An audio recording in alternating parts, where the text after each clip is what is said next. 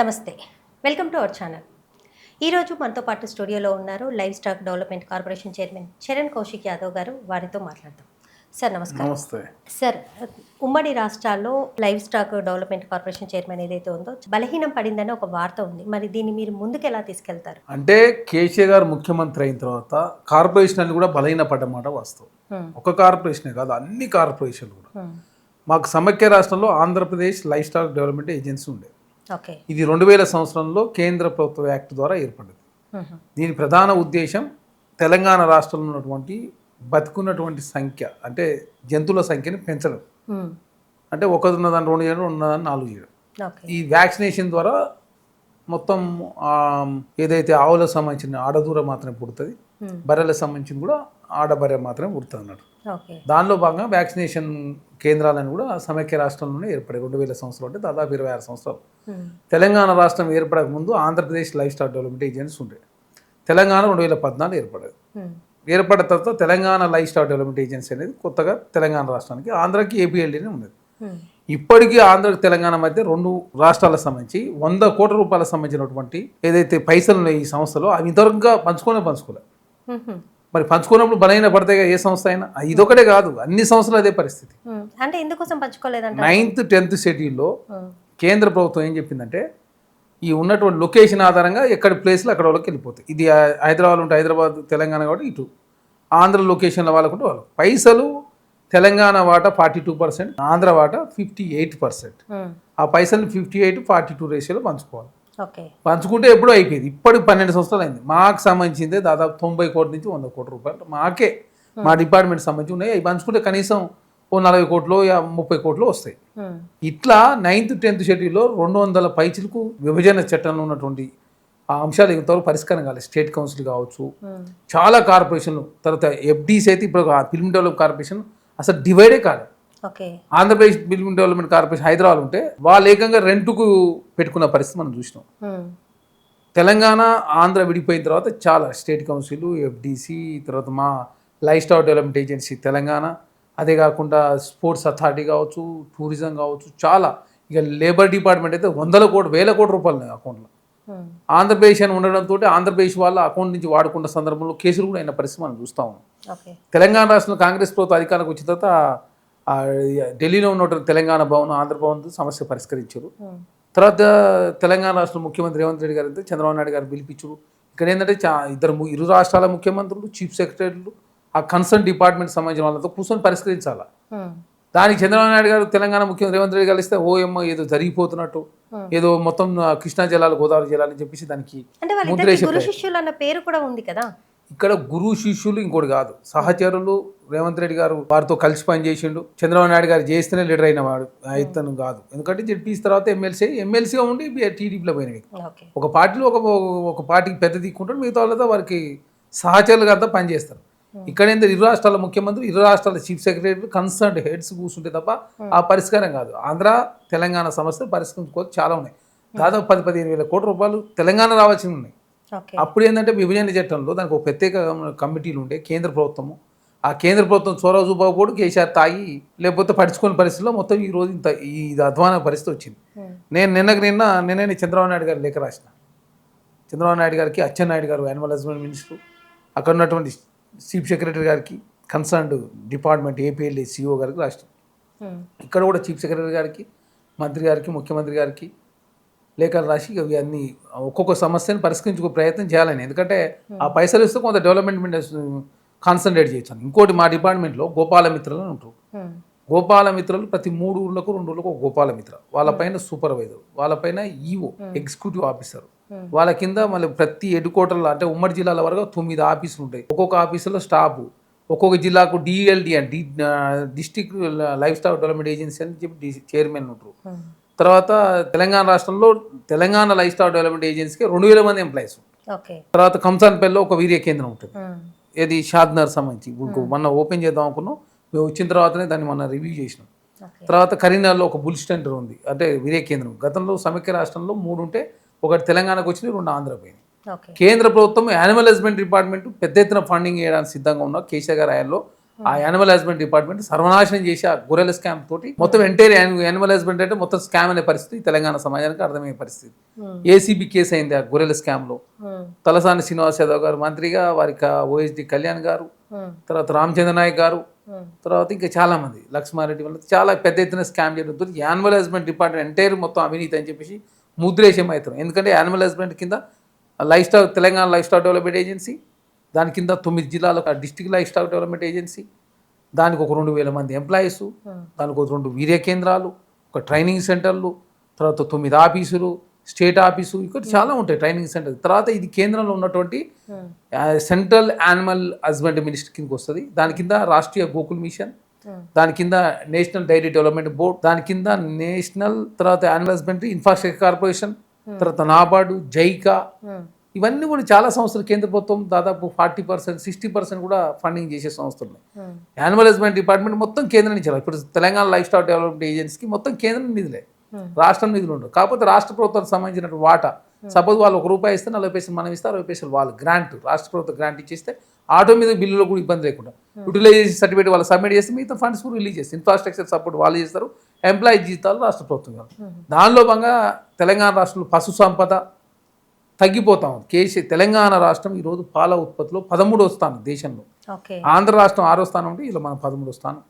అదే కాకుండా రోజుకు మనం దాదాపు 23 లక్షల లీటర్ వరకు దిగుమతి చేసుకుంటున్నాం. మహారాష్ట్ర నుంచి, గుజరాత్ నుంచి, పక్క రాష్ట్రాల నుంచి, ఆంధ్ర రాష్ట్రం నుంచి దిగుమతి చేసుకుంటున్నాం. మన విజయ డైరీ ప్రొడక్షన్ ఓన్లీ 4 లక్షల లీటర్లు మాత్రం, ప్రైవేట్ డైరీలు మొత్తం 2 లక్షలు. ఆంధ్ర రాష్ట్రంలో చాలా సంఘం డైరీ, చాలా డైరీలు. తెలంగాణ రాష్ట్రంలో ప్రైవేట్ డైరీలు చాలా తక్కువ. అది వాళ్ళు ములకనూరు డైరీ, ఒకటి కరీంనగర్ డైరీ, తర్వాత విజయ డైరీ, తర్వాత మదర్ డైరీ మన వరకు మేము మొత్తం నాశనం చేసిన పరిస్థితి ఉంటే లాస్ట్కు నేషనల్ డైరీ డెవలప్మెంట్ బోర్డు వాళ్ళు తీసుకున్న తర్వాత ఇప్పుడు బాగా గాడిలో పడ్డది. ఈ మధ్యకాలం 2 సార్లు ₹2 అదేవిధంగా పాలకు రేట్లు పెంచారు, ₹100 బోనస్ కూడా ఇస్తూ ఉన్నారు. ఈ విజయ డైరీకి చాలా విపరీతంగా ఆస్తులు ఉన్నాయి. ఆంధ్రకు తెలంగాణకి ఇంకా పంచాయతీ ఉంది. విజయ అనే పేరు ఎవరు తీసుకోవాలి, ఆ లోగో. మరి విజయ లోగో వాళ్ళు తీసుకుంటే మనం ఇంకోటి పెట్టుకుంటాం, విజయ పోతే అభయనో ఇంకోటి తీసుకొని పెట్టుకుంటాం. అదే కాకుండా దాన్ని మొత్తం ఆస్తులు కూడా పంచుకునే దాంట్లో ఇంకా చాలా రకరకాల సమస్యలు ఉన్నాయి. ఆనాడు కేంద్రం పెద్ద ఎత్తున చొరవ చూపింది, ఇప్పుడు చొరవ చూపని పరిస్థితి. కాబట్టి ఇవన్నీ చాలా సమస్యలు ఉన్నాయి ఒక్కో డిపార్ట్మెంట్. ఎందుకంటే యానిమల్ హస్బెండ్ డిపార్ట్మెంట్ చాలా బ్యూటిఫుల్ సబ్జెక్ట్. యానిమల్ హస్బెండ్ కిందనే Vijaya dairy chairman, animal husband కిందనే Telangana life stock development agency, animal husband కిందనే Telangana sheep and goat corporation chairman. ఈ 3 దాని కిందనే ఉంటాయి. తర్వాత మళ్ళీ ఉన్నటువంటి అధికారులు ఐఏఎస్లో కొరత ఉండడంతో ప్రధానంగా ఒక్కొక్క ఐఏఎస్ 4, 5, 6 బాధ్యతలు నిర్వహించడంతో సమయం లేని పరిస్థితి. అదే కాకుండా ఇప్పుడు మా Telangana life stock development agency CEO దాదాపు 5కి అతనే ఇన్ఛార్జ్, ఫుల్ అడిషనల్ ఛార్జ్. ఎందుకంటే అధికారుల కొరత ఉన్నది, రిక్రూట్మెంట్ జరగకపోవడం, ఐఏఎస్లో కొరత ఉండడం, ఆ విభజన హామీలు పరిష్కరించుకోకపోవడంతో చాలా కార్పొరేషన్ నిర్వీర్యమైన ఆ ప్రోటోకాల్ అని కూడా తీసేయడం, ఇష్టం వచ్చినట్టు. అదేగా విపరీతంగా అప్పులు తీసుకురావడం 11.5%. ఆ వచ్చే ఆస్తులనేమో తీసుకోలేదు, వచ్చే పైసలను పడుచుకోకుండా ఏకంగా అప్పులు తీసుకొచ్చి అన్ని కాడికి తీసుకురావడంతో ప్రధానంగా తెలంగాణ రాష్ట్రంలో కార్పొరేషన్లని కేసీఆర్ ప్రభుత్వం నిర్ణయం అయితే కాంగ్రెస్ ప్రభుత్వం ఒక్కోటి సరిదిద్దుకునే ప్రయత్నంలో ఇప్పుడు Telangana life stock development agency కూడా షాద్నగర్లో, కంసాన్పల్లిలో ఒక 32 ఎకరాల్లో అక్కడ దాదాపు ఒక 100 మందికి జాబ్స్ ఇచ్చే విధంగా, తర్వాత అక్కడ ఒక 10 లక్షల నుంచి 20 లక్షల దోసులు, అదేవిధంగా వీర్య కేంద్రాలు ఏర్పడితే అక్కడ 20 లక్షల దోసులు ప్రతి సంవత్సరం వస్తాయి. అదేవిధంగా తెలంగాణ రాష్ట్రంలో 70 లక్షల దోసులు కావాలి. ఇప్పుడు కరీంనగర్లో ఒక 20 లక్షలు వస్తుంది, ఇది ఒక 20 అయితే 40, ఇంకా 30 లక్షల డెఫిషియన్సీ ఉన్నది. తర్వాత రోజు ఆవులు కావచ్చు, గేదెల సంఖ్య తగ్గిపోతూ ఉంది, పాల ఉత్పత్తి తగ్గిపోతుంది. మరి ప్రత్యామ్నాయ మార్గాలు ఆనాడు అన్వేషించకపోవడం మూలంగా రకరకాల సమస్యలు ఎదురవుతాయి. కాబట్టి భవిష్యత్తులో ఈ సమస్యను అధిగమించే ప్రయత్నంలో భాగంగా 3 ఊళ్ళకు డైరీ, అదే సెల్ఫ్ హెల్ప్ గ్రూప్ ఆధ్వర్యంలో ఏర్పాటు చేసి ఆ మిల్క్ని విజయ డైరీకి పంపించి అక్కడి నుంచి మిల్క్ రిలేటెడ్ అంటే నెయ్యి కావచ్చు, అక్కడి నుంచి స్వీట్స్ కావచ్చు, దీని ద్వారా ఒక 10,000 కోట్ల వ్యాపారం చేయొచ్చు, మహిళలు చాలా పెద్ద ఎత్తున కోటిసోలు చేయొచ్చు. కేంద్ర ప్రభుత్వం కూడా సబ్సిడీలు ఇస్తూ ఉంది. ఆ దిశగా అడుగులేనని చెప్పి భావించే మదిరలో బట్టి విక్రమార్క గారు ఇందిరా మహిళా డైరీ అని చెప్పి వారు ఏర్పాటు చేసుకోవడం. కాబట్టి కేంద్ర ప్రభుత్వం నుంచి చాలా పెద్ద ఎత్తున యానిమల్ హస్బెండ్ డిపార్ట్మెంట్ ద్వారా కేంద్రం పైసలు ఇస్తాను సిద్ధంగా ఉంది. రాష్ట్ర ప్రభుత్వం కూడా గతంలో కేసీఆర్ గారు పట్టించుకోలేదు కాబట్టి ఇప్పుడు అవన్నీ కూడా సరిదిద్దే ప్రయత్నంలో ప్రభుత్వం ముందుకు పోతుంది. ఓకే సార్, ఎంతసేపు మీరు బీఆర్ఎస్ ప్రభుత్వంలో అవినీతి జరిగింది అన్నట్టుగానే ఆరోపిస్తూ ఉంటారు. మరి కాళేశ్వరం ప్రాజెక్టులో కూడా మరి మీరు పట్టించుకోకుండా చిత్తశుద్ధి మీకు లేదా? మరి మీకు ఎంత మాత్రం చిత్తశుద్ధి ఉంది? ఇక్కడ చాలా స్పష్టంగా కాళేశ్వరం విషయంలో కేసీఆర్ గారు ఏం చేసిండో మేము చెప్పింది కాదు, కాగ్ రిపోర్ట్ ఇచ్చింది, నేషనల్ డ్యామ్ సేఫ్టీ అథారిటీ వాళ్ళు రిపోర్ట్ ఇచ్చారు, NDSC అంటారు. కానీ అది కేంద్ర ప్రభుత్వ రంగ సంస్థ. మేము అధికారం చేపట్టక ముందే ఆ ప్రాజెక్ట్ కుంగింది, కూలింది, మహాదేవ్ పోలీస్ స్టేషన్లో కేసు అయింది, ఎన్డీఏసీ రిపోర్ట్ ఇచ్చింది. ఇది 19 సంవత్సరం ఓపెన్ అయితే 23 వరకే మొత్తం కూలిపోయింది. ఓకే. అదే కాకుండా ఎన్డీఏసీ ఏం చెప్పింది, ఇక్కడ చాలా నిర్మాణ లోపాలు ఉన్నాయి, కట్టాల్సిన చోట కట్టలేదు, చేయాల్సిన ప్రికాషన్ తీసుకోలేదు, వాటర్ స్టోరేజ్ ఎక్కువ చేశారు, తర్వాత మట్టి ఇరుకపోవడం, తర్వాత ఇసుక పేరుకపోవడం ప్రధానంగా సమస్య వచ్చిందని చెప్పేసి చాలా స్పష్టంగా డ్యామ్ షిఫ్ట్ అథారిటీ వాళ్ళు రిపోర్ట్ ఇచ్చారు. దీనిలో 80,000 కోట్ల రూపాయలు ఖర్చు పెట్టు, కాళేశ్వరం కరెంటు బిల్లే 10,000 కోట్ల రూపాయలు అయింది. ఇప్పటి కాంగ్రెస్ ప్రభుత్వం వచ్చిన తర్వాత 38,000 కోట్ల రూపాయల పైచలకు వడ్డీ ఇన్స్టాల్మెంట్ రాష్ట్ర ప్రభుత్వం చెల్లించింది. అంటే ఎంత పెద్ద ఎత్తున కేసీఆర్ గారు 1,80,000 కోట్ల రూపాయలు మొత్తం ఇరిగేషన్ ప్రాజెక్ట్ మీద ఖర్చు పెట్టి, పాలమూరు రంగారెడ్డికి 27,000 కోట్ల రూపాయలు, సమ్మక్క సారక్క సీతారామ ప్రాజెక్టు, తర్వాత కలవకూరు ఎత్తిపోతలో, కాళేశ్వరం 1 ఎకరా కూడా పారని పరిస్థితి. తెలంగాణ 70,000 కోట్ల, తెలంగాణ 7 లక్షల కోట్ల రూపాయలు అప్పయింది. పోతూ 1,20,000 కోట్ల రూపాయలు కాంట్రాక్టర్ బిల్లు చెల్లించకుండా, ఆరోగ్యశ్రీకి నిధులు చెల్లించకుండా, సర్పంచ్ నిధులు చెల్లించకుండా, మహిళా సంఘాల రుణమాఫీ చేస్తాను 4,500 కోట్ల రూపాయలు వాళ్ళ చెల్లించకుండా, విద్యార్థుల రియంబర్స్మెంట్ 5,000 కోట్ల రూపాయలు చేస్తాను వాళ్ళ చెల్లించకుండా, రిటైర్ అయినటువంటి ఎంప్లాయీస్ 6,000 కోట్ల రూపాయలు వాళ్ళ చెల్లించకుండా, తర్వాత తెలంగాణ రాష్ట్రంలో కాస్మెటిక్ ఛార్జీలకు సంబంధించిన బిల్లులు కావచ్చు, స్కాలర్షిప్ బిల్లులు కావచ్చు, ప్రతి ఒక్కటి అన్ని ఆపిపోతే కాంగ్రెస్ ప్రభుత్వం వచ్చిన తర్వాత రిటైర్మెంట్ అయినటువంటి ఎంప్లాయీస్కి ఇప్పటివరకు 4,500 కోట్ల రూపాయలు రాష్ట్రపతి చెల్లించి, ఆరోగ్యశ్రీకి 5 లక్షలు 10 లక్షలు చేసి ఆ పెండింగ్ బిల్లులు చెల్లించినాం, ఆ ప్యాకేజ్ రేట్లను పెంచినాం, కొత్త వ్యాధులను అలా చేర్చినాం, తర్వాత సర్పంచ్ల నిధులు చెల్లించినాం, తర్వాత కాస్మెటిక్ ఛార్జీలు పిల్లలకు సంబంధించి 200% కాస్మెటిక్ ఛార్జీలు, స్కాలర్షిప్ రాష్ట్ర ప్రభుత్వం పెంచింది. తర్వాత విద్యార్థి రియంబర్స్మెంట్ కూడా కొంత 2,000 కోట్ల రూపాయలు ఇచ్చారు, ఇంకా కొంత ఇస్తామని చెప్పేసి నిన్న హైకోర్టు మాట ఇచ్చినాం. అదే కాకుండా కాంట్రాక్టర్లకు కావచ్చు, సర్పంచ్లకు కావచ్చు బిల్లులు చెల్లించుకుని ముందుకు పోతా ఉన్నాం. అది ఇంత క్రైసిస్లో రాష్ట్రాన్ని వదిలిపెట్టిపోయి మీరు కాంగ్రెస్ ప్రభుత్వం ఎదురుదాడి చేసే ప్రయత్నం చేస్తే ఎట్లా? చేసిన తప్పులను మీరు చేసి కమిషన్లకు అకృతపడి ఉల్టా మమ్మల్నే దాబాయించే ప్రయత్నం చేస్తే ఎట్లా? నిజంగా కేసీఆర్ 3వ ముఖ్యమంత్రి అయి ఉంటే శ్రీలంకలో రాజపక్షను, మహేంద్ర రాజపక్షను తన్ని తరిమినట్టు, బంగ్లాదేశ్లో షేక్ హసీనాను తన్ని తరిమినట్టు, నేపాల్లో ఏం జరిగిన పరిస్థితి తెలంగాణ కూడా వచ్చేది. ఎందుకంటే ఎవరిని గలవడు, ఎవరితో డిస్కస్ చేయడు, రివీల్ చేయడు, అన్ని రకాలకు అప్పులు తీసుకొచ్చుడు. మేమేదో రైతు బంధు ఇచ్చినాం, ఆ బంధు, మీరు రైతు బంధు పేరు మీద మొత్తం దోపిడీ చేసింది మీరు. అత్యధిక వడ్డీ రేట్లు తీసి ఇప్పుడు ఆ వడ్డీ రేట్లను 7.5% తక్కువ చేసుకొని ఖర్చులు తక్కువ చేసుకుంటూనే ఒక మంచి సంక్షేమ కార్యక్రమాలు, రుణమాఫీ 21,000 కోట్ల రూపాయలు చేసినాం. ఉద్యోగాల సంబంధించి ఎక్కడ పేపర్ లీక్ జరగకుండా, గ్రూప్ 1 అనేది 2013 తర్వాత జరగకపోతే గ్రూప్ 1 563 ఉద్యోగాలు, డిఎస్సి ద్వారా 11,000 ఉద్యోగాలు, 22,000 మంది టీచర్ల ప్రమోషన్లు, 33,000 మంది టీచర్లు ట్రాన్స్ఫర్ చేసి, డిఎస్సిని 2 సార్లు నిర్వహించి, టెట్ను 2 సార్లు నిర్వహించి, గ్రూప్ 1, గ్రూప్ 2, గ్రూప్ 3, గ్రూప్ 4, తర్వాత నిరుద్యోగులు 2 సార్లు ఏజ్ పెంచి, తెలంగాణ రాష్ట్రంలో సన్నబియ్యం ఇస్తూ, వైట్ రేషన్ కార్డులు ఇస్తూ, ఇంద్రమైన్లు ఇస్తూ, తర్వాత మహాలక్ష్మి పథకం ద్వారా మహిళలకు 10,000 కోట్ల రూపాయలు ఖర్చు పెట్టి ఆర్టీసీ లాభాలు తీసుకొచ్చి, ఆర్టీసీ ఎంప్లాయీస్కు ప్రమాదమేమో కల్పించి, వాళ్ళకు పిఆర్సీ ఇచ్చి, కారు నియామకాలు చేసి, 2,000 ఎలక్ట్రికల్ బస్సులు కొనుగోలు చేసి, అరే ఇన్ని చేస్తుంటే సోలార్ విద్యుత్తులో మహిళల భాగస్వామ్యం చేసి, అంటే గత ప్రభుత్వం ఏం చేయలేదంటారా మరి తెలంగాణ రాష్ట్రానికి? మరి ఏది మీరు చేసిన మొత్తం అప్పు చేసి మొత్తం పప్పు కూడి తిన్నట్టు అత్యధిక రేట్లు తీసుకొని మొత్తం దంచుకొని పోయారు. అమరజ్యోతి నుంచి అంబేద్కర్ విగ్రహం వరకు, సెక్రటరీ నుంచి సీతారామ ప్రాజెక్ట్ వరకు, పాలమూరు రంగారెడ్డి నుంచి ప్రగతి భవన్ వరకు, మిషన్ భగీరథ నుంచి మిషన్ కాకతీయ వరకు, కాళేశ్వరం నుంచి కలెక్టరేట్ వరకు మొత్తం అవినీతి పాల్పడే మీరే కదా, మీకు కాదుగా. అంచనాలు పెంచి కట్టాల్సిన అవసరం లేదు, సెక్రటరీ కడితే. అదే కాకుండా తెలంగాణ రాష్ట్రంలో ఏదో చేస్తున్నాం, మొత్తం మీ మీద మాయాల్లో జరిగిపోతుందని చెప్పి ఏదో ప్రచారం చేసుకొని మీ అకౌంట్లో, బీఆర్ఎస్ పార్టీ అకౌంట్లో మాత్రం 1,500, 1,600 కోట్ల రూపాయల అకౌంట్లో మీ డిపాజిట్స్, మీరు 9.5 సంవత్సరాల కాలం మాత్రం అధికారులు ఉంటారు. కాంగ్రెస్ పార్టీ 60 సంవత్సరాలు ఈ దేశాన్ని పాలించి ప్రధానమంత్రులు, రాష్ట్రపతులను, ఉపరాష్ట్రపతులను, ముఖ్యమంత్రులు ఇచ్చిన కాంగ్రెస్ పార్టీ అకౌంట్లో 900 కోట్లు జాతీయ స్థాయి అకౌంట్లు. మీరు 9 సంవత్సరాల్లో 15. తర్వాత ఢిల్లీలో మీకు ఒక 6 ఫ్లోర్ల ఆఫీసు, 1,200 గదాలు, జూబ్లీస్లో ఆఫీసు, గచ్చిబౌలిలో ఆఫీసు, జిల్లాల office, Namaste Telangana, T News, Telugu Scribe, మళ్ళీ మీ అందరికి ఫామ్ హౌజులు, హరీష్ రావు గారి జన్వాడలో, సంతోష్ రావు గారు కొట్టినాలపల్లిలో, కల్వకుంట్ల కవిత గారి శంకర్పల్లిలో, హరీష్ రావుకు మొయినాబాద్లో, సంతోష్ రావుకు ఒటినాలపల్లి, తర్వాత కేసీఆర్కి ఎర్రవెల్లి చౌరస్తా. అరే మొత్తం ఫామ్ హౌస్లు, పార్టీ ఆఫీసులు, పేపర్లు, టీవీలు, మొత్తం తెలంగాణ ప్రజలు మాత్రం లూటీ చేసింది. మరి ఎట్లా కాంగ్రెస్ పార్టీ వచ్చిన కాంగ్రెస్ నాయకులకు ఫామ్ హౌస్ లేవంటారు. కాంగ్రెస్ పార్టీ నాయకులకు ఉంటే మీరు వచ్చిన తర్వాత తీసుకున్నది కాదు కదా. తర్వాత 57,000 కోట్ల రూపాయలు మహిళల కోసం వడ్డీ లేని రుణాలు ఇచ్చింది కాంగ్రెస్ పార్టీ. సోలార్ విద్యుత్లో భాగస్వామ్యం చేసినాం, పెట్రోల్ బంకులలో భాగస్వామ్యం చేసినాం, ఆర్టీసీలో భాగస్వామ్యం చేసినాం, ఇంద్రమ్మ చీరలో చేసినాం, తర్వాత మధ్యాహ్న భోజన పథకం చేసినాం, శిల్పారాములు స్టాల్ ఇచ్చినాం, సమ్మక్క సారక దగ్గర స్టాల్ ఇచ్చినాం. ఇట్లా చెప్పుకునే పోతే కాంగ్రెస్ పార్టీ ఎన్ని ఉన్నాయి, 100 ఉన్నాయి. ఇందిరమ్మ చీరలు, బతుకమ్మ చీరలు అన్నట్టు కూడా తెలంగాణ ప్రభుత్వం బతుకమ్మ చీరలు, దసరా చీరలు దసరా టైంలో ఇవ్వకుండా ఇప్పుడు మీరు ఆ చీరల్ని దసరాకి ఇస్తామా, దీపాలు ఇస్తాం కాదు, క్వాలిటీ ఉందా లేదా. ఆనాడు బతుకమ్మ చీర నెల రోజుల తర్వాత మొత్తం స్మాష్. ఈరోజు ఇందిరమ్మ చీర పండగలకు పెళ్ళిళ్ళకు శుభకార్యాలు కట్టుకొని పోతుంటే క్వాలిటీతో కూడా ఓకే. ఇంకోటి అది కూడా మన చేనేత కార్మికులకు ఇచ్చిన పరిస్థితి. మీరు మొత్తం ఆనాడు చేనేతకు సంబంధించినటువంటి ప్రపంచాన్ని పరిచయం చేసే ప్రయత్నంలో సమంతను పెట్టి ఈరోజు సమంత కాదు కదా, సమంత లేకున్నా కూడా తెలంగాణ రాష్ట్రంలో ఒక్కొక్క దాన్ని గాడిలు పెట్టే ప్రయత్నం, మహిళలను కోటిసోలు చేసే ప్రయత్నంలో ముందుకు పోతా ఉన్నాం. కాబట్టి కాంగ్రెస్ పార్టీతో పోటీ పడే పరిస్థితిలో బీఆర్ఎస్ పార్టీ లేదనేది చాలా స్పష్టం. కాళేశ్వరం ప్రాజెక్టులో ఎంతసేపు మీరు హరీష్ రావునే టార్గెట్ చేసి మాట్లాడుతున్నారు. అది మీరు హరీష్ రావు గారిని రాజకీయంగానే మీరు ఆరోపిస్తున్నారా, లేకపోతే వ్యక్తిగత దోషం ఏమైనా ఉందంటారా? కాళేశ్వరం ప్రాజెక్టు కట్టినప్పుడు ఓపెన్ అయినప్పుడు హరీష్ రావు గారు ఇరిగేషన్ శాఖ మంత్రి, ఆయన కాళేశ్వరరావుగా నామకరణం చేయించుకొని గవర్నర్ నరసింహన్ గారు మన పొగిడిన సందర్భం. ఆ కాళేశ్వరమే మొత్తం అద్భుతాలు క్రియేట్ చేస్తుంది, కాళేశ్వరమే మొత్తం తెలంగాణకు వరదాదాయని, అసలు కాళేశ్వరమే లేకపోతే తెలంగాణ లేదని చెప్పేసి పెద్ద ఎత్తున ప్రచారం చేసుకుంది మేము కాదు. అట్లాంటి ప్రాజెక్టు కూలింది, కుంగింది. ఇప్పుడు మన ఈ కాళేశ్వరం ప్రాజెక్టు లేదు, అయినా తెలంగాణ రాష్ట్రం నీళ్ళు ఎక్కడి నుంచి వస్తున్నాయి? సూర్యాపేట నీళ్ళు వస్తాయి. ఎక్కడి నుంచి వస్తున్నాయి? మేము కట్టినటువంటి శ్రీపాదెల్లంపల్లి, మేము కట్టిన కడియం ప్రాజెక్టులు, మేము కట్టిన mid Maneru, lower Maneru, upper Maneru ద్వారా అక్కడి సూర్యాపేటకు నీళ్ళు వస్తున్నాయి. ఏమనంటే కాళేశ్వరం నీళ్ళే మొత్తం నల్గొండ కూర్చుని చెప్పి ప్రచారం చేసుకుంటే, హరీష్ రావు గారు చదువుకుందే ఒక పాలిటెక్నిక్, తర్వాత ఆయన BA కంప్లీట్. మిషన్ భగీరథ కూడా బాగానే ఉపయోగపడింది కదా రైతులకి.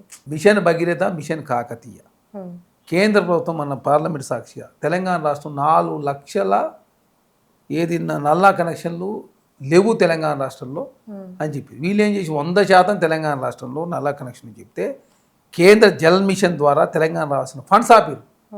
మేము వచ్చిన తర్వాత సీతక్క పంచాయతీరాజ్ శాఖ మంత్రి రివ్యూ చేస్తే 400 కనెక్షన్ లేవు, 4 లక్షలు. అయ్యా కేంద్రాన్ని మళ్ళీ లేఖ రాశాయా మీరు ఫండింగ్ జల్ మిషన్ ద్వారా మాకు తెలంగాణ నిధులు అని చెప్పి కోరిన పరిస్థితి. అంటే మసిబూసి మారడికాయ చేసి మిషన్ కాకతీయ కావచ్చు, మిషన్ భగీరథ కావచ్చు, ఈ ప్రాజెక్టు ద్వారా మొత్తం కమిషన్ కకృతి పడి యాదాద్రి భద్రాద్రి ప్లాంట్లు, తర్వాత ఈ విద్యుత్ సంస్థలు మొత్తం సర్వనాశనం చేశారు. సివిల్ సప్లై డిపార్ట్మెంట్ నాశనం అయిపోయింది. కాళేశ్వరం కార్పొరేషన్ పెట్టి దానికి ఒక 80,000 కోట్ల రూపాయల అప్పు. ఇట్లా అన్ని అప్పులు, గొర్రెల ద్వారా స్కాములు ఇవే తప్ప తెలంగాణకు బీఆర్ఎస్ ప్రభుత్వాల్లో తెలంగాణ ప్రజలు ఒరిగింది ఏమీ లేదని చాలా స్పష్టం. ఎంతసేపు బీఆర్ఎస్ మీదనే ఎలిగేషన్స్ చేస్తున్నారు, మరి కోమటిరెడ్డి వెంకటరెడ్డి మీద ఎలిగేషన్స్ లేవా? వెంకటరెడ్డి గారి మీద ఏమున్నాయి? ఎందుకు లేవు సార్? మొన్న కూడా ఒకటి ఎలిగేషన్ అమ్మాయిది ఉమెన్ దాని మీద కూడా వచ్చింది కదా, ఐఏఎస్ ఆఫీసర్. అన్నీ అంతా ఉత్తయ్య అని మాట్లాడుతున్నాడు. బీఆర్ఎస్ పార్టీ ఏంటంటే వాళ్ళకు సోషల్ మీడియా ఉంది, ఇక వాళ్ళ పని ఏంటంటే రోజు మీ బీఆర్ఎస్ పార్టీ కమిటీలు వేసుకోండి. మరి అధ్యక్షుడు కేసీఆర్ ఏమో ఫామ్ హౌల్ ఉన్న వర్కింగ్ ప్రెసిడెంట్ కేటీఆర్ ఏది పడితే అది మాట్లాడుతుంది. మీకు ఒక పొలిటి బ్యూరో లేదు, ఒక జిల్లా అధ్యక్షులు లేరు, ఒక విద్యార్థి విభాగం అధ్యక్షులు లేరు, బీసీసీలు, ఎస్సీసీలు, ఎస్టీ పొలిటి బ్యూరో లేదు. అది చేసుకోండి అంటే వేస్తే ఆ పార్టీలు ఎవరు ఉండరు, గొడవలు వెళ్ళిపోతారని చెప్పేసి ఏమనంటే కాంగ్రెస్ పార్టీని నిందలేయాలా, సోషల్ మీడియాలో పోస్టులు పెట్టాలా. ఎందుకంటే వాళ్ళకి ఎఫ్డీనే సంవత్సరానికి 100 కోట్లు వస్తుంది, ఆ 1500 కోట్లకు ఆ స్ట్రైట్ అవే సోషల్ మీడియా ఖర్చు పెట్టి ఇది బాగుందని చెప్పి సోషల్ మీడియాకి కేటీఆర్ గారు నమ్ముకున్నారు, మేము ప్రజలు నమ్ముకున్నాం. దానిలో భాగంగా వాళ్ళు విష ప్రచారం చేస్తారు. కేటీఆర్ గారు వాళ్ళంతా ఏంటంటే దొంగ దొరికిన తర్వాత కూడా మేము దొంగలు కాదని చెప్పి వాళ్ళు అంటారు. మాకు ఏం జరగలేదంటే ప్రతి దాంట్లో అవినీతి జరిగింది. ఏమనంటే సింగరేణిలో అవినీతి అంటారు, 4 సీట్లో అవినీతి అంటారు, మూసీలో అవినీతి అంటారు, హైడ్రా అంటే హైడ్రాలో మొత్తం కాంగ్రెస్ అన్ని ఏది తెచ్చినా కాంగ్రెస్ దాంట్లో అవినీతి అంటారు. వాళ్ళు అవినీతి చేసిన వాళ్ళు వాళ్ళే, ఆ దోపిడీ చేసిన వాళ్ళు పైసలు తిన్న వాళ్ళు ఆ దోపిడీ విలువ వాళ్ళకి తెలుసు కాబట్టి కాంగ్రెస్ ప్రభుత్వం మీద కాంగ్రెస్ ప్రభుత్వం వాళ్ళలాగా చేస్తుందని చెప్పేసి నిధులేసే ప్రయత్నం జరుగుతూ ఉంది. సార్ ఇప్పుడు హైడ్రా అంటున్నారు, నిజంగానే చెప్పాలంటే హైడ్రా అంటే ప్రజల్లో ఒక భయం అనేది మొదలైంది. మరి ఈ హైడ్రా ఓఐసీకి వర్తించదా? సల్కన్ చెరువులో కాలేజీ లేదా, ఫాతిమా కాలేజీ? మరి మీరెందుకు హైకోర్టుకి అది సల్కన్ చెరువులో లేదు అన్న హైకోర్టుకి మీరు సమర్పించారు? ఇక్కడ చాలా స్పష్టంగా హైడ్రా ఏర్పడే రోజు కొన్ని గైడ్లైన్స్ పెట్టుకున్నాం. హైడ్రా ఏర్పడే నాటికి కమర్షియల్ యాక్టివిటీస్ ఎప్పుడు చేసినా బిఫోర్ ఆఫ్టర్ కమర్షియల్ యాక్టివిటీస్ అంటే పైసలు తీసుకొని వ్యాపారాలు ఏమైనా చేస్తే FTL బఫర్ జోన్లో వాళ్ళు తొలగిస్తారు. హైడ్రా ఏర్పడే నాటికి కమర్షియల్ యాక్టివిటీస్ కాకుండా రెసిడెన్షియల్ యాక్టివిటీస్ కానీ ఇట్లాంటివి ఎవరు చేస్తే అవి తొలగించరు. మల్కంచెరులో ఉన్నటువంటి ఆ సంస్థ ఫాతిమా సంస్థ అది ఓన్లీ మొత్తం ఎంటైర్ అనాథలకు ఫ్రీ సర్వీస్ ఇస్తారు కాబట్టి దానికి ఆనాడు ఆ హైడ్రా ఏర్పడే నాటికి ఉన్నటువంటి నిబంధనలు అది ఫిట్ అయింది కాబట్టి దాన్ని తొలగించాలి. తర్వాత కోర్టు పిలిపే అంశం కోర్టులో ఉన్నది, కోర్టు ఏం చెప్పి అది చేయాల్సింది. రంగనాథ్ రిపోర్ట్ చేశారు కదా, అసలు అది సల్కన్ చెరువులోనే ఉంది, దాన్ని మేము పరిష్కరిస్తాము. అదే చెప్తున్నా, రంగనాథ్ రిపోర్ట్ తప్ప రంగనాథ్ రిపోర్ట్ నేను చెప్పినది ఇప్పుడు అలా ఆ గైడ్లైన్స్ అది ఫిట్ అయింది. రెసిడెన్షియల్ యాక్టివిటీస్ కానీ ఫ్రీ కానీ ఆ రోజు హైడ్రా ఏర్పడినానికి ఎవరైనా యాక్టివిటీ చేస్తూ ఉండి కట్టి ఉంటే అవి తొలగించమని చెప్పేసి నిబంధన ఏదైతుందో ఆ నిబంధనలు ఇది ఫిట్ అయ్యేది కాబట్టి తొలగించలే. రేపు కోర్టు తొలగించాల్సిందే కదా. కోర్టు ముందు అందరూ అత్యంత ఏముండదు, ప్రభుత్వము కోర్టు చెప్పింది చేయాల్సి వస్తుంది. కాబట్టి దాని పెద్ద సమస్య కాదు అది. ఇప్పుడు అట్లా అంటే మల్లారెడ్డి గారు ఇన్స్టిట్యూషన్ అవన్నీ బఫర్ జోన్ FTL కోర్టులో ఉన్నాయి. కోర్టులో జడ్జిమెంట్ వచ్చిన తర్వాత నేను తీసుకుంటాను. అంటే మీరు వాళ్ళకి కమర్షియల్ యాక్టివిటీస్ అంటారు. లేదా అక్కడ కమర్షియల్ యాక్టివిటీస్, వాళ్ళకి కమర్షియల్ యాక్టివిటీస్, ఇక్కడ ఫ్రీ యాక్టివిటీస్. అనాథల పిల్లలకు రూపాయి ఛార్జ్ చేయకుండా వాళ్ళు ఫ్రీ సర్వీస్ ఇస్తారు కాబట్టి ఆ నిబంధనలు అది ఫిట్ అయింది కాబట్టి దానికి ఎగ్జామ్షన్ లభించింది అనేది చాలా స్పష్టం. మరి మీ హైడ్రా కూల్చివేతలు కూడా చాలా మంది పేద ప్రజలు ఉన్నారు కదా, మరి పేద ప్రజలు ఎవ్వరు తొలగించలే. అదంతా బీఆర్ఎస్ పార్టీ కట్టుకథలు, సోషల్ మీడియా కథనాలు తప్ప ఎవ్వరు ఏదైనా చిన్న చిన్న పొరపాటు చేస్తే కూడా సరిదిద్దుకున్నాం. ఖమ్మంలో ఏమైంది, బుధాన్ బోర్డులో సంబంధించి తీసేసినంటే ఓ 400 మంది ఉన్నట్టు ఇందిరా మిల్లు ఇచ్చి ప్లేస్ ఇచ్చినాం. తప్పు జరిగితే కూడా సరిదిద్దుకుంటాం. ప్రజాప్రభుత్వంలో వాళ్ళ ఒంటేది పోకలు పోతలేం కదా మేము. ఏదైనా తప్పు జరిగింది అనుకో మళ్ళీ సరిదిద్దుకుంటాం. వాళ్ళకి ఇందిరా మిల్లు, డబుల్ బెడ్రూమ్లు ఇచ్చుడు అవన్నీ చేస్తున్నాం మేము. ఇక్కడ మూసి చేస్తే వాళ్ళకి 41 నియోజకవర్గాల్లో డిపాజిట్ రాదు కాబట్టి మూసిని అడ్డుకోవాలని ఒక దురుద్దేశమే బీఆర్ఎస్ పార్టీ ఆలోచన. చెరువులను ప్రక్షాళన చేస్తే హైదరాబాద్లో గ్రౌండ్ వాటర్ పెరుగుతుంది, హైదరాబాద్ పర్యావరణం బాగా అవుతుంది, టూరిజం పెరుగుతుంది. ఆ పరిసర ప్రాంతం అక్కడ పోయి వాకింగ్ చేసుకోదు, చిందరవందరంగా ఉంటే మాకు ఓట్లు వేస్తే ఒక దురుద్దేశమే తప్ప కాంగ్రెస్ పార్టీ చేసి దాన్ని అడ్డుకునే ప్రయత్నం. హైడ్రానే అదే ప్రచారం, మూసీదైనా అదే, RRR అయినా అదే, RRR రైల్ రింగ్ అయినా అదే, ఎక్స్ప్రెస్ హైవేలు అయినా అదే, పోర్ట్స్ నిర్మాణం అయినదే, స్కిల్ యూనివర్సిటీ అయినా, స్పోర్ట్స్ యూనివర్సిటీ అయినా, doctor Manmohan Singh earth science university అయినా, వీరనార్ సాకలైన యూనివర్సిటీ అయినా, తర్వాత ITA ప్లేస్లో అడ్వాన్స్ ట్రైనింగ్ ఇన్స్టిట్యూషన్స్ అయినా, పాలిటెక్నిక్ కాలేజ్ రెనోవేషన్ అయినా, ఏదైనా ప్రతిదాన్ని అడ్డుకోలేక దురుద్దేశం తప్ప కాంగ్రెస్ పార్టీ ఇప్పుడు ఏది చేసినా విద్యారంగంలో మౌలిక వసతులు పెంపొందించి విద్యారంగాన్ని ప్రక్షాళన చేసే ప్రయత్నంలో కాంగ్రెస్ ప్రభుత్వం తెలంగాణ పబ్లిక్ స్కూల్స్ అని, యంగ్ ఇండియా ఇంటిగ్రేటెడ్ స్కూల్ అని, పోలీస్ వాళ్ళ పిల్లల కోసం మంచి రేవులలో 100 ఎకరాలు స్కూల్ అయినా, ITA place advance training institution అయినా, పాలిటెక్నికల్ అప్గ్రేడ్ అయినా, తర్వాత doctor Manmohan Singh earth science university అయినా, తర్వాత స్కిల్ యూనివర్సిటీ అయినా, స్పోర్ట్స్ యూనివర్సిటీ అయినా, ఎడ్యుకేషన్ కమిషన్ అయినా, రైతు కమిషన్ అయినా, ఇవన్నీ ప్రజలకు ఉపయోగపడేదే కాంగ్రెస్ పార్టీ. ఇది ఉపయోగం జరగవద్దని వాళ్ళ ఆలోచన. మీరు ఎంతసేపు కాంగ్రెస్ ప్రభుత్వం అభివృద్ధి చేసింది, పథకాలను ప్రవేశపెట్టింది అని అంటున్నారు. మరి కేటీఆర్ ఎందుకు కాంగ్రెస్ ప్రభుత్వం జారుతున్న ప్రభుత్వం ఇప్పుడు ఎలక్షన్స్ ఎన్నికలు పెట్టినా కూడా 78 సీట్లు మాకే కైవసం అవుతాయి అనేసి ప్రజల్లో వ్యతిరేకత మొదలైంది అని అంటున్నారు. వాళ్ళు సారు కారు పదారు అన్నారు. ఎప్పుడు 2019 సారు కారు పదారు, సారు కారు పదారు అంటే 9 పరిమితమైంది 2019లో. తర్వాత 2024 వస్తాక గుండు 0, 9 నుంచి 0 అయింది. ఎప్పుడు బీఆర్ఎస్ పార్టీ పెట్టినప్పుడు ఎన్నడూ కూడా ఈ పరిస్థితి లేదు. 2002లో బీఆర్ఎస్ పార్టీ పెడితే 2005లో 5 ప్రజల్లో వ్యతిరేకత లేదంట. అదే 2005లో 5 ఎంపీలు, 2009లో 2 ఎంపీలు బీఆర్ఎస్కు, 2014 వస్తారు 11 మంది, 2019 వస్తాక 9 మంది, 2024 వస్తారు గుండు 0, 9 బోంగా 7 స్థానాలు డిపాయిడ్ పోయి 2 మాత్రమే డిపాయిడ్ వచ్చి ఏనాడు పార్లమెంట్లో ప్రాతినిధ్యం లేకుండా బీఆర్ఎస్ పార్టీ లేదు. అట్లాంటి ఘోరమైన పరిస్థితి వచ్చింది. అవైధానం చేసి బీజేపీకి 4 ఉన్న బీజేపీ 8 అయింది. తర్వాత ఎమ్మెల్యే ఎలక్షన్లో బీజేపీ బీఆర్ఎస్కి అవధానం చేస్తే ఎంపీ ఎలక్షన్లో బీఆర్ఎస్కు బీజేపీకి అవధానం చేసింది. అది ఇప్పుడు కేటీఆర్ గారు ఏంటంటే మసిబూసి మారేడికాయ చేసుడు 88 ఎక్కడి నుంచి వస్తాయని 78 అయ్యా మా అయ్యా 2018లో 8 వచ్చినాయి కాబట్టి 78 వస్తాయని చెప్తున్నాం. అటు 10% తక్కువ చేసుకుని 78 గెలుస్తుంట. లోకల్ బాడీ ఎలక్షన్లో ఏం జరిగిందో చూసినాం, మున్సిపల్ ఎలక్షన్ ఏం జరిగిందో చూసినాం, కంటోన్మెంట్ ఓడిపోయారు, జూబ్లీస్ ఎలక్షన్ ఓడిపోయారు. కాంగ్రెస్ పార్టీ మీరు చెప్తున్నారు, మీరు 78 కాదు, మీకు ప్రతిపక్ష హోదా వస్తే ఎక్కువ. కాంగ్రెస్ పార్టీ మీరు చెప్తున్నాం కదా, డీలిమిటేషన్ అయితే 100కి పైగా గెలుస్తాం. డీలిమిటేషన్ కాకపోతే మీ 2018లో 88 గెలిచిన మీకన్నా ఒక సీట్ ఎక్కువనే గెలుస్తుంది కాంగ్రెస్ పార్టీ. మీరు ఎందుకంటే 2014లో కేసీఆర్ గారికి వచ్చింది 63, కాంగ్రెస్ పార్టీ 2023లో వచ్చింది 64. మీకన్నా ఒక సీట్ ఎక్కువనే గెలిచినాం, ఒక సీట్ ఎక్కువనే గెలిచి తర్వాత కంటోన్మెంట్ గెలిచినాం, జూబ్లీస్ గెలిచినాం. ఆ సంఖ్య కాస్త ఏంటైంది, ఇప్పుడు మాకు 66 ఉన్నాయి. సిపిఐతో కలిస్తే 67 స్థానాలు కాంగ్రెస్ పార్టీకి ఉన్నాయి. 2029 ఎలక్షన్లో కాంగ్రెస్ పార్టీ 89 స్థానాలు తక్కువ కాకుండా ఇదే 119, 189 డీలిమిటేషన్ అయి పెరిగితే 100 పైచి కాంగ్రెస్ పార్టీ గెలిస్తుంది. దేశంలో కాంగ్రెస్ పార్టీ అధికారులకు రాహుల్ గాంధీ గారు ప్రధానమంత్రి కాబోతుండ్రు, నరేంద్ర మోడీ గారు గద్దె దిద్దుగా ఉండు. అయోధ్య రాముడి పేరు మీద 5 సార్లు భారతదేశంలో భారతీయ జనతా పార్టీ అధికారులకు 2 సార్లు వాజ్పేయి గారు, 3 సార్లు నరేంద్ర మోడీ గారు.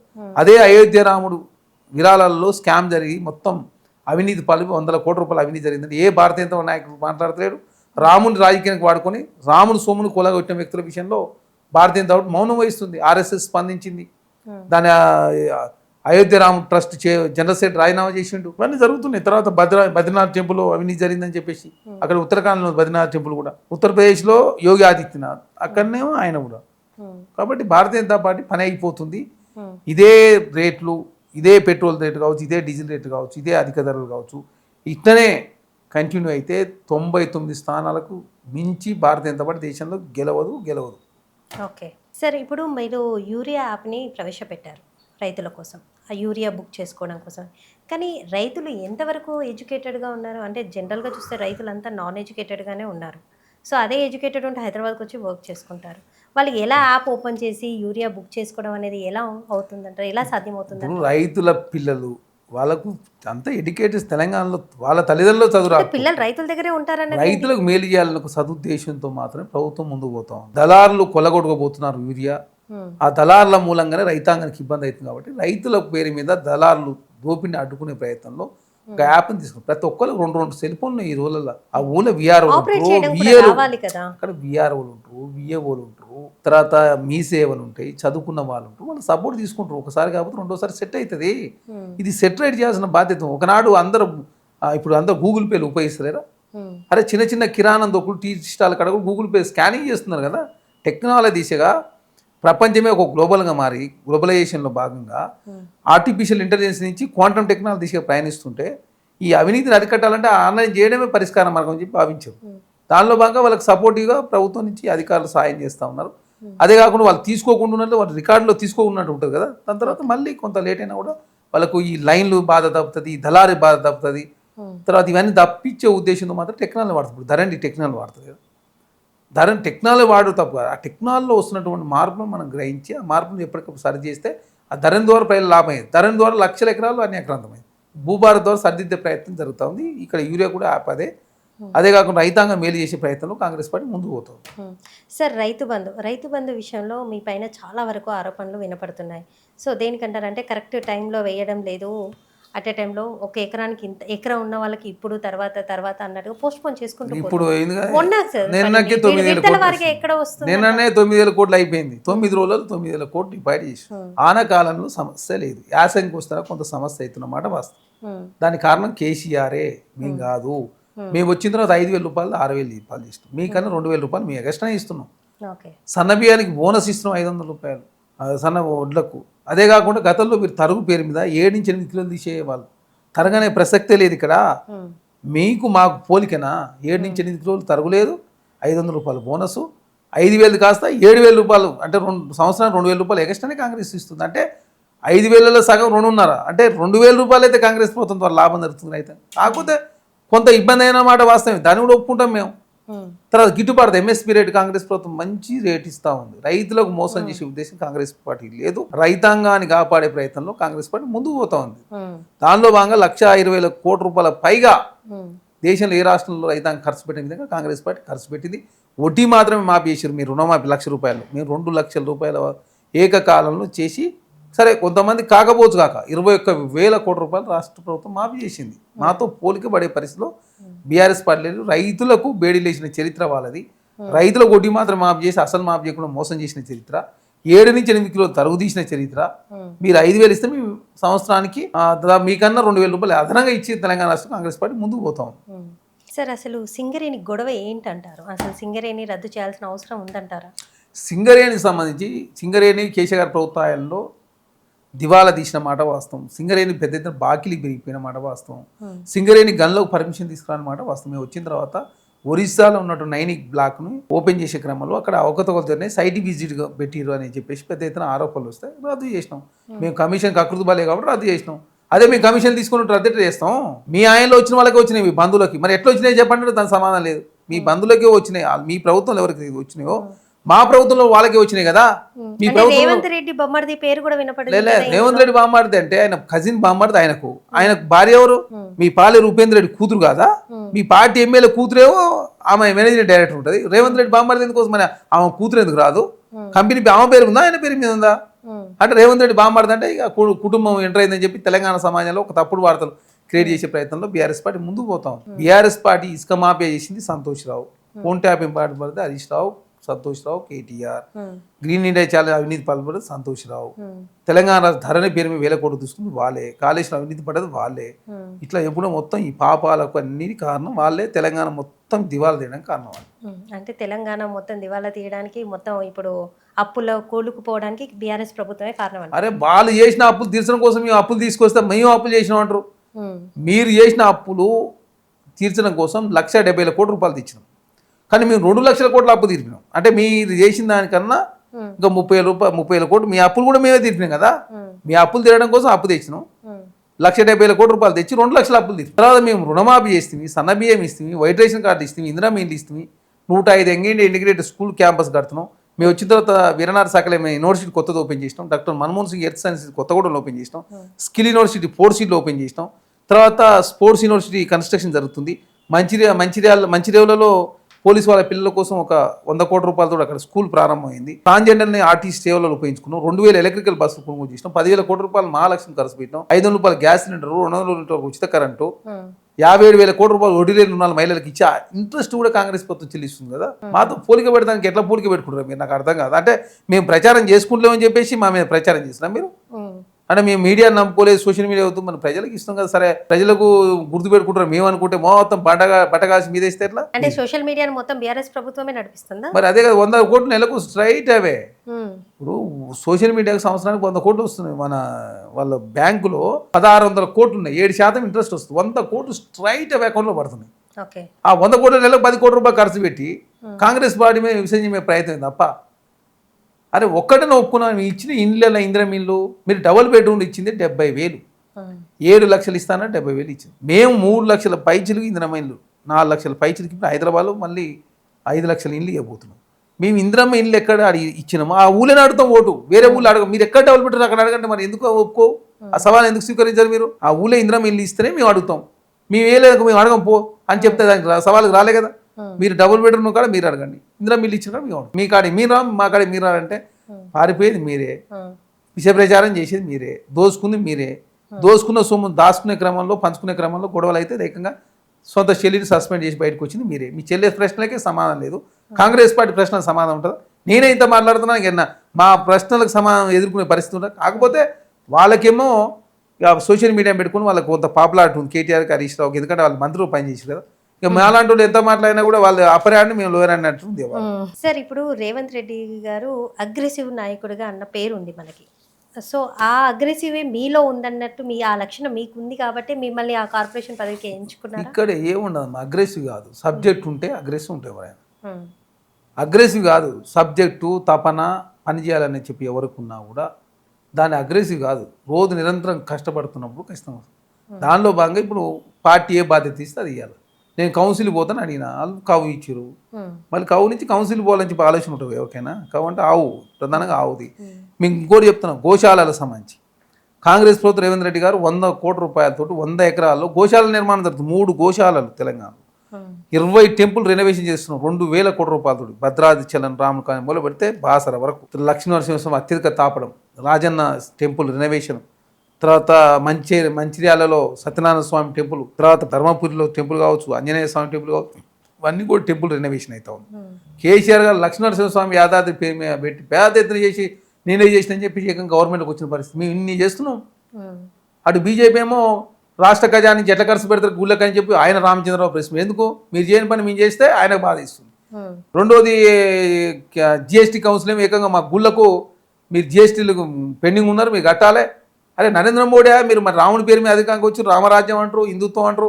మరి ఇందులో గుళ్ళ మీద ఎట్లా వేస్తారా? కాంగ్రెస్ ప్రభుత్వం వేయలేగా మేము వ్యాటు, మీరు ఎట్లా జిఎస్టీ వేస్తారంటే మేము వేస్తాం బరాబర్, లేకపోతే కట్టకపోతే గుళ్ళకు సంబంధించిన ఆస్తి చేస్తాం. వాళ్ళు తలనీలాల మీద జిఎస్టీలు, రాజన్న టెంపుల్ కావచ్చు, యాదాద్రి కావచ్చు, భద్రాద్రి. తర్వాత కొబ్బరికాయలకు, టెంకాయలకు, రూములకు, అర్చనల మీద కూడా జిఎస్టీలు వేసింది కేంద్ర ప్రభుత్వం. అయినా మేము హిందుత్వ వాళ్ళం, మాకు మించిన హిందువులు లేని వాళ్ళు. వీళ్ళేమో కేసీఆర్ మొత్తం మేమే తెలంగాణ మొత్తం నిండు దోపిడీ చేసినాం. మరి ఏంటంటే మేమే అసలైన తెలంగాణలో మేమే తెలంగాణ తెచ్చినా మేము దోపిడీ చేస్తాం. వీళ్ళు వాళ్ళేమో ఏకంగా మేము రావణుగా మాదే కాబట్టి రావణు పేరు మీద దోపిడీ చేస్తాం. వాళ్ళ అయోధ్యలో స్కామ్ అయినా, జిఎస్టీలు అయినా ఇవన్నీ వాళ్ళది. అంటే మీరు అంటే దేవుడి పేరు మీద, ఇటు తెలంగాణ పేరు మీద, ఇటు కలవకుండ కుటుంబం, అటు భారతీయ జనతా పార్టీ. మేము తెలంగాణలో గోశాల నిర్మాణం, టెంపుల్ రెనోవేషను, తర్వాత ఆవు దినోత్సవాన్ని అధికారం నిర్వహించే ప్రయత్నం ఇంకా జరుగుతూ ఉంది. ముస్లింలంతా కూడా ఆవును జాతీయ జంతువు గుర్తించండి, మేము ఆవు పాలు తాగుతాం కూడా ఆవును తినవు అని చెప్పేసి వాళ్ళు ఒప్పుకుంటా ఉన్నారు. ఇట్లా కాంగ్రెస్ పార్టీకి ఒక ధర్మాలు కాపాడే ప్రయత్నం ఏం చేస్తుంటే అయోధ్య టెంపుల్ జడ్జిమెంట్ కూడా ఆనాడు పివి నరసింహారావు గారు తెచ్చిన అమెండ్మెంట్ యాక్ట్ పార్లమెంట్ చట్టం ద్వారా సుప్రీంకోర్టు జడ్జిమెంట్ ఇచ్చింది. వాళ్ళేదో భారతీయ జనతా పార్టీ ఆర్ఎస్ఎస్ చేసిన చట్టాలు కావాలి. తర్వాత బాబర్ కావచ్చు, వాళ్ళ తర్వాత దండయాత్ర తర్వాత రాజీవ్ గాంధీ గారే అయోధ్యకు సంబంధించినటువంటి గుడి మందిరాన్ని తాళం చేతులు ఓపెన్ చేసి అక్కడ పార్లమెంట్ ఎలక్షన్ ప్రచారం ప్రారంభించిన పరిస్థితి మనం చూసినాం. మీరు మొదటి రోజులు కాదు చివరి రోజు కాదు భారతీయ జనతా పార్టీ. తెలంగాణలో వీళ్ళు మొదటి రోజులు కాదు చివరి రోజు కాదు. తెలంగాణ ఇచ్చింది కాంగ్రెస్ పార్టీ. కాంగ్రెస్ పార్టీ తెలంగాణ రాష్ట్రం ఏదో నామినేట్ చేయలే. పార్లమెంట్లో లోక్సభలో బిల్లు పాస్ చేసి తెలంగాణ రాష్ట్రానికి కాంగ్రెస్ పార్టీ శ్రీమతి సోనియా గాంధీ గారు ఇస్తే ఒక నేను తెచ్చినని చెప్పి కేసీఆర్, ఇక్కడ అవినీతి వాళ్ళేమో మా రాముడు మా సొంతం చెప్పి వాళ్ళు అవినీతి వాళ్ళు మొత్తం. ఏమన్నా అర్థం ఉందా?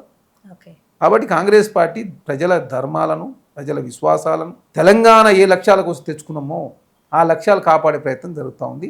లక్ష్యాలు అంటే ఏంటి? అస్తిత్వం.